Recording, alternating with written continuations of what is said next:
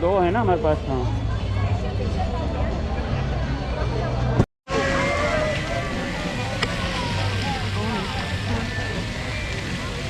आपके पास कोई स्पेस नहीं है, फालतू चीजें रिकॉर्ड कर रहे थे। What? He has no space, barely any. Oh, there's half an hour left. Okay.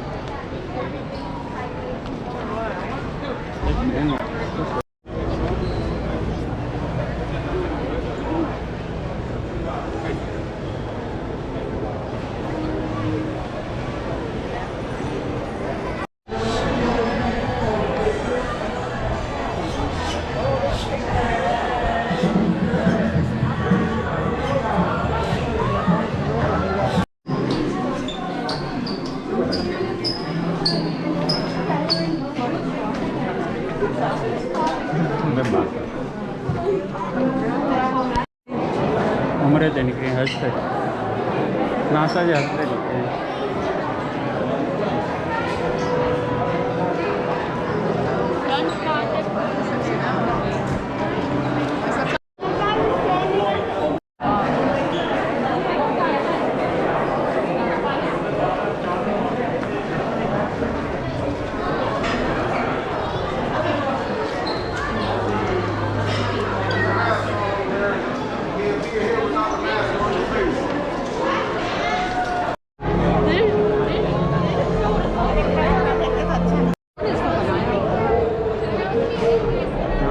नजर नहीं आ रहा, ऊपर से सही नजर आया।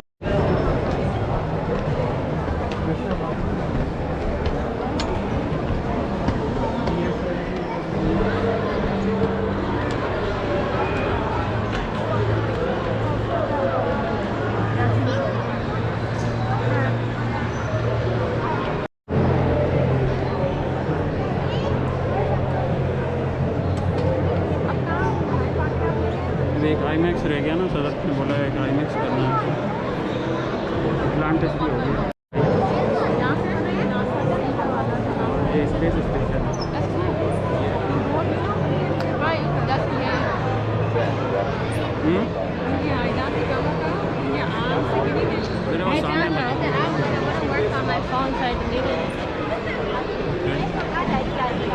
यहाँ पे वाईफाई फ्री है सब जगह।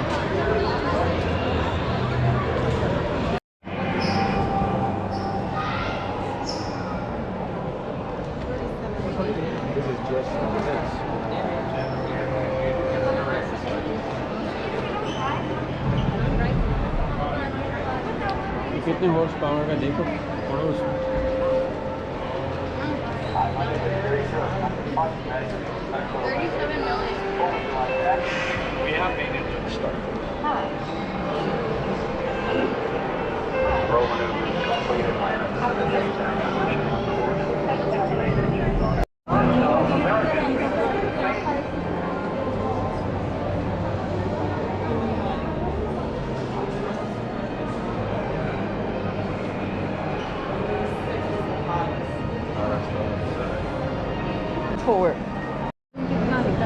मज़े करने आए हैं।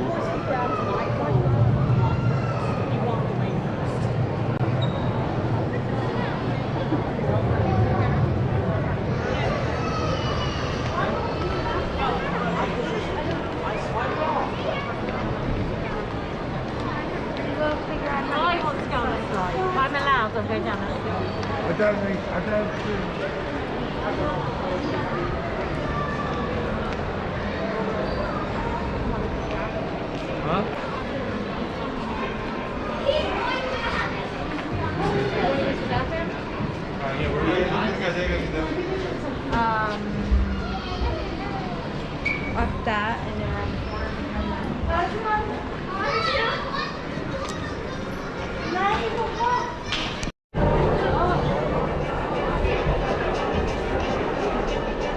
आ गया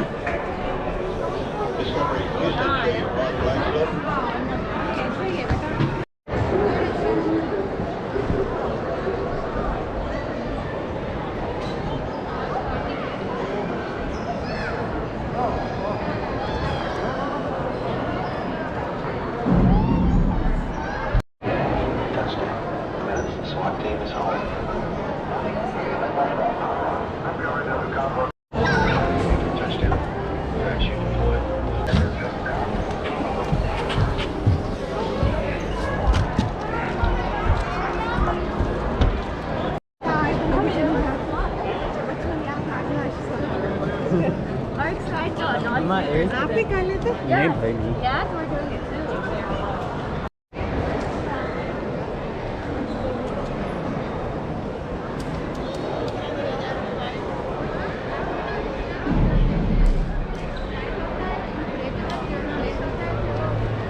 कितना इसका व्हील कितना बड़ा है? Just look at the wheel size. ये क्या चीज़ है बेटा? ये क्या है?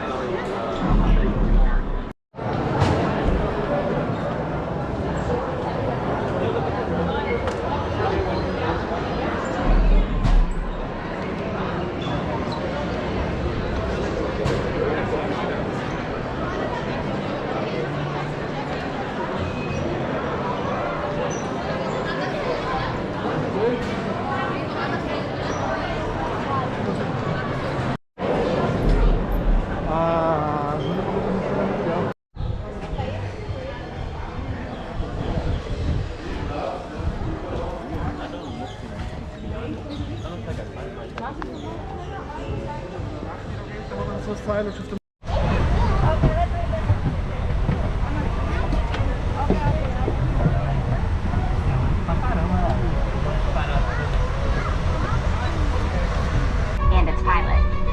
Man rating for human spaceflight on what was previously a ballistic missile was no easy task. After several modifications and test flights, a Mercury capsule carrying Ham, a chimpanzee, was successfully launched and recovered on January 31st, 1961. Just months later, on May 1960s for the Apollo program. Every Saturn V rocket that sent humans to the moon was assembled right here. Every space shuttle mission also assembled within these same walls. After the space shuttle program, a major renovation to the inside of this building began to accommodate NASA's next generation of rockets, the Space Launch System, or SLS. Lockheed Martin has developed a capsule called Orion that will sit atop the SLS rocket. This capsule is designed to facilitate human exploration of the moon and eventually Mars.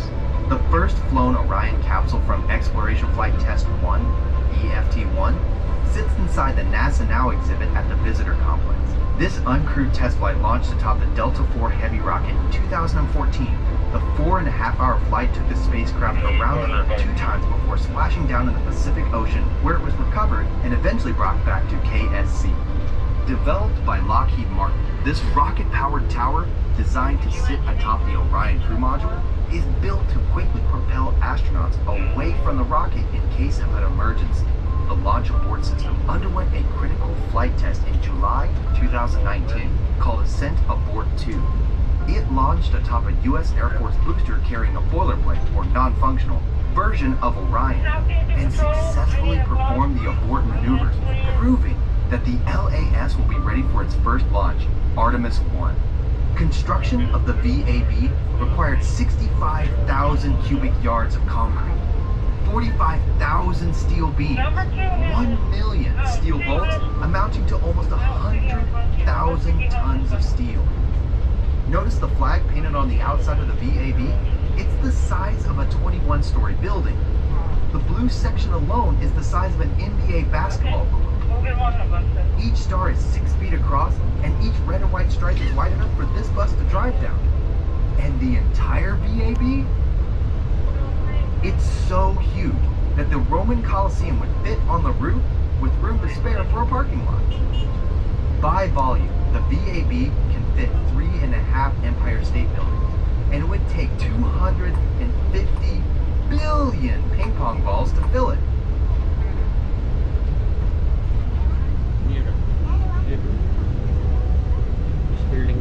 I'm inside the LCC with Charlie Blackwell Thompson, NASA's first female launch director. Now, Charlie, can you tell us a little bit more? Hey everyone, coming up over here for us on the right hand side is the vehicle assembly building they talked about in the video. This is the building where they build all the rockets that come into space now. यहाँ पे सारे rocket बनाते हैं।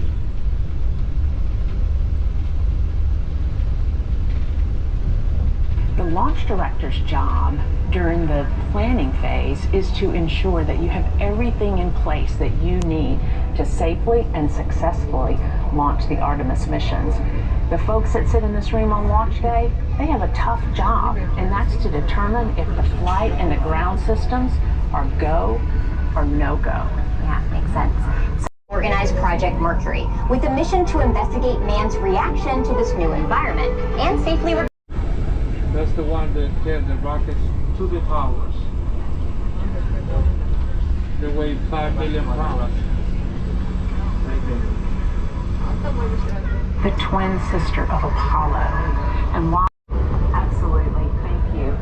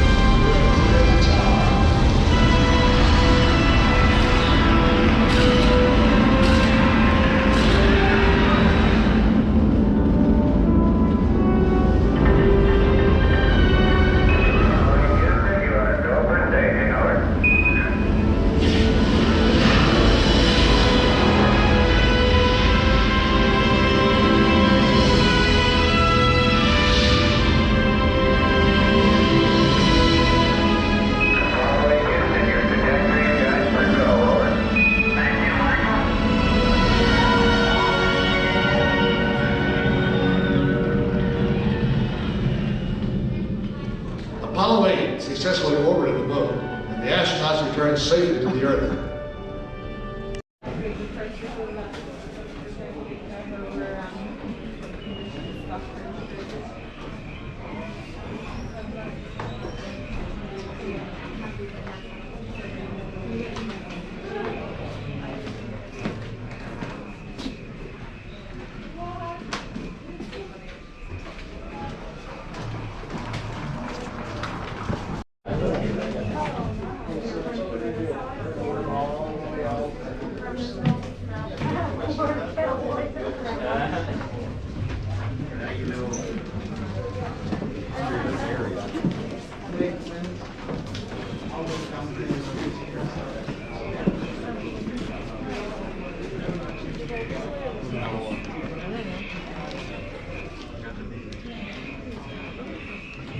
Island का nature है सारा।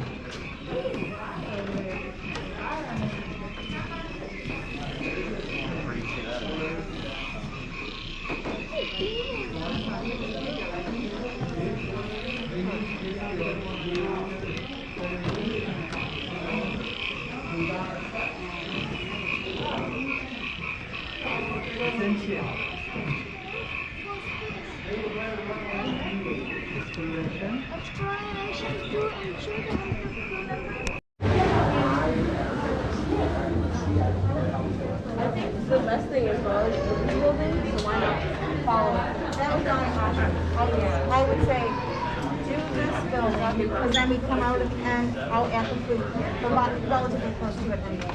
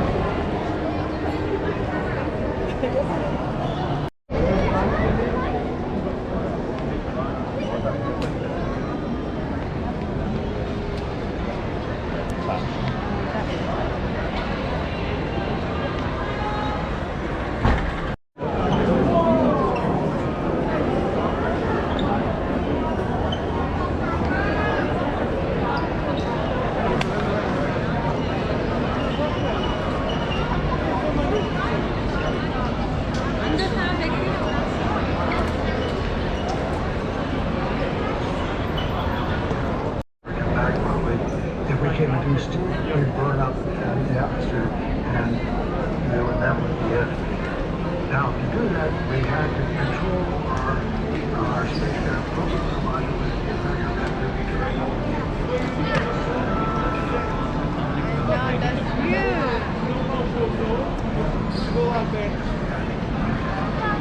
आगे बढ़ो बेटा, जल्दी जल्दी आगे, जल्दी बस में भी बैठना है, आगे मूवीज पकड़नी है सारी।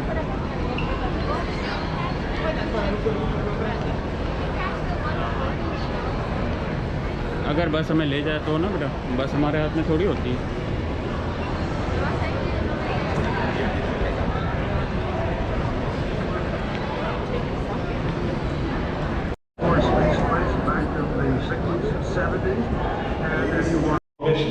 This is not a mock-up. These are the very consoles we sat at when men first took off to fly to the moon.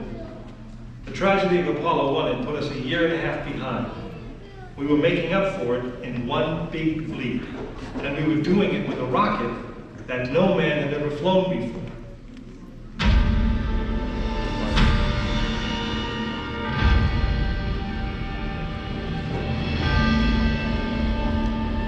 It was a few days before Christmas 1968 when Apollo 8 sat on the pad. She was the first of a new kind, a moon rocket.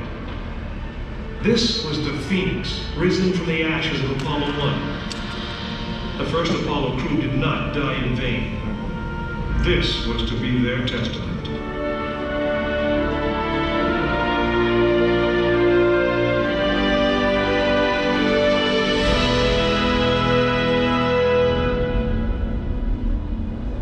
"36 stories high, she had been fully fueled throughout the night.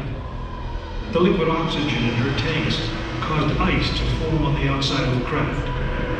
The extreme temperature differences between the air and the sub-zero fuel caused the metal skin of the rocket to expand and contract. Everyone who was on the pad agreed. It was as though the rocket was alive, breathing, straining at the leash. Earlier in the morning, astronauts Frank Borman, Jim Lovell, and Bill Anders had made their final preparations before taking that long ride out to the waiting spacecraft. The minimum safe distance from a Saturn V at liftoff was 3 miles. The reason was simple. When fully fueled, the rocket contained the explosive power of an atomic bomb. As the clock counted down, the astronauts and all of us in launch control went through the pre-flight checks, our hands on the controls of the most powerful, most complex machine ever built. It had over 2 million separate systems, and to bring these men back alive, everything had to work perfectly. Each individual system had been tested, but what we didn't know was how they would perform when all 2 million began to work together. That moment would come when the countdown clock reached 0.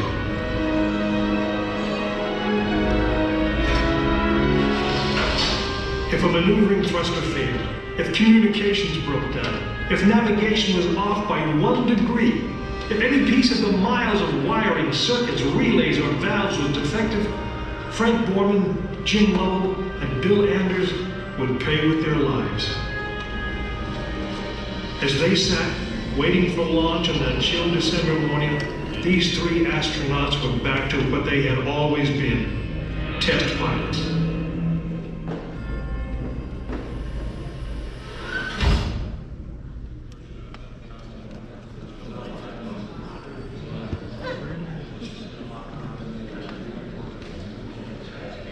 You are now in the final minutes before the launch of Apollo 8, right here where it actually happened.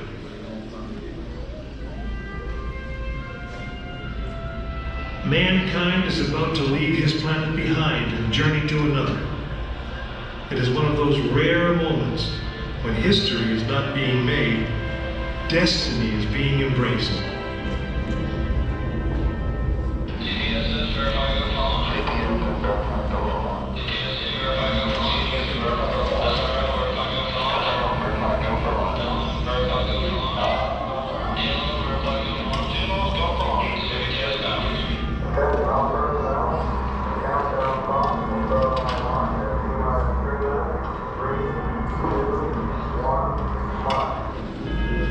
This is launch control, T-minus 3 minutes and counting.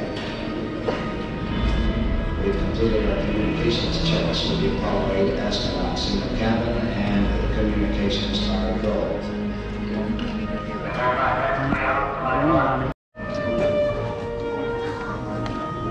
When I was a kid, I used to dream about flying through space.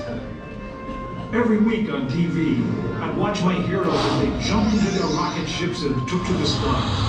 And I wanted to be like them. They had courage, imagination, and no problem ever stood in their way for long. You know, in the end, when we actually did send men into space, it turned out that those were exactly the qualities it took. I'm John Hudson. This is Pad 39 of the Kennedy Space Center. I was a launch controller here when from this very spot, man took off to fly to the moon. It was a journey that began 12 years before that rocket ever left the ground. And it started on the other side of the world. Back then, we were one of 2 superpowers that always seemed to be on the edge of a terrible war. In 1957, the Soviet Union launched the first ever man-made satellite into Earth orbit. They called it Sputnik, which means traveling companion. And in a world where peace hung in a delicate balance, it seemed to create a dangerous advantage. Every ham radio operator in America could hear it beeping. People were afraid. Were the Soviets looking down on us? Watching us? If they could make a satellite pass over our cities, could they do the same with a bomb? Our own space program kicked into high gear, and less than 2 months later, we were ready to launch our own satellite.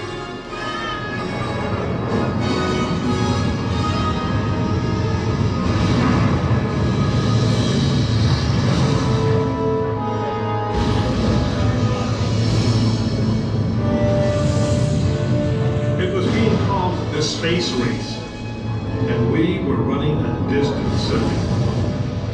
In 1961, we fell even further behind. Soviet cosmonaut Yuri Gagarin became the first man into space, circling the world in just 89 minutes. We had our own astronauts, and they were eager and ready to take the big ride. But our manned space program couldn't seem to get off the ground. We stuck with it, and on May 5th, 1961, things finally started going right. Astronaut Alan Shepard took his ship Freedom 7 6.5 miles into space. America had its first space hero. Just a few days later, our space program received a new challenge. But this one did not come from the Soviet Union. It came from our young president. In one inspiring moment, he changed the mission from one based in fear of the present to one of hope for the future. But why, some say, the moon? Why choose this as our goal?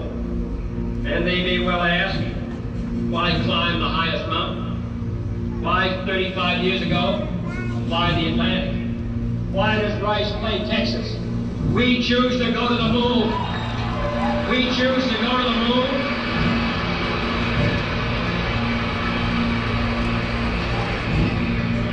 We choose to go to the moon in this decade and do the other thing. Not because they are easy, but because they are hard. We hadn't been more than 16 minutes into space, and now we were going to the moon. We would have to design a rocket the size of a 36-story office building, put it together with the precision of a microscope, and accelerate it to the speed of a bullet. Then we would have to guide it to a moving target 250,000 miles away.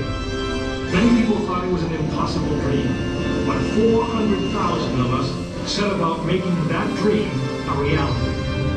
It would be the longest, most hazardous voyage that any man had dared to attempt. But step by step, mission by mission, we orbited the Earth, perfecting the skills and technologies we would need on this incredible journey. Our astronauts practiced maneuvering, docking, and the 1,000 other tasks that would comprise the moon mission. We created new alloys, lighter and stronger than anything seen before.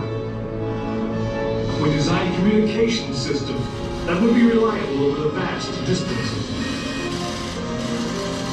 And behind it all, we tried to perfect the rocket that would be powerful enough to punch out of Earth orbit and take us to the moon.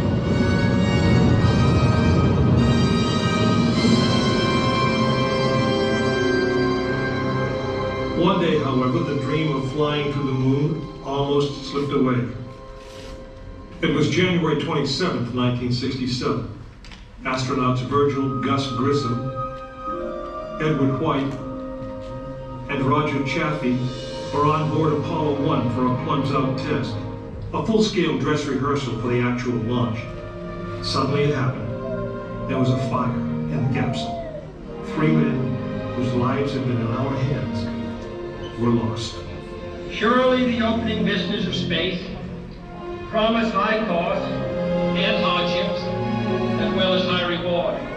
But this country of the United States was not built by those who waited and rested and wished to look behind them. After Apollo 1, some thought we'd failed and that the moon was out of our reach. But we owed it to those men to learn from their sacrifice and to carry on. We started taking the Apollo vehicle apart, piece by piece. Was the design flawed? Had safety been compromised? Tough questions. And we spent 1.5 years redesigning the spacecraft so that no astronaut's life would ever be at risk because we overlooked something or because we could have done something better.